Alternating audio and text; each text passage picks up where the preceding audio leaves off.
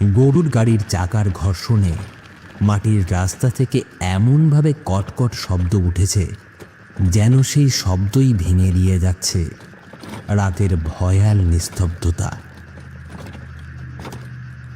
দূর থেকে ভেসে আসা গন্ধরাজ ফুলের মাতাল করা গন্ধ আর পচে যাওয়া লাশের বিদঘুটে গন্ধ মিলেমিশে যেন এক অদ্ভুত বিদঘুটে গন্ধ ছড়িয়ে পড়ছে চারপাশে। এই গন্ধটা যেন একটুও সহ্য হচ্ছিল না করিম মিয়ার।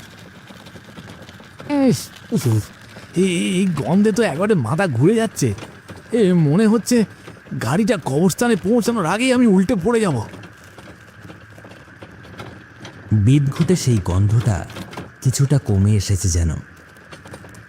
এরই মধ্যে হেট হেট করতে করতে সামনের দিকে এগিয়ে যাচ্ছে গরুর গাড়ি।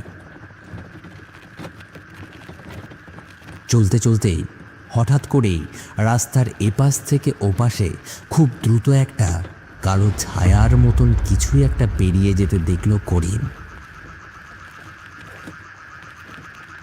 যা দেখা মাত্রই হৃদস্পন্দন বেড়ে গেল প্রচণ্ড বেগে।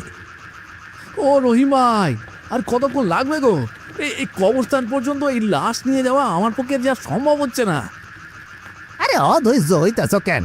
আরে এই তো সামনে শ্মশান ঘাট। শ্মশান ঘাটটা পেরোলেই তো কবরস্থান।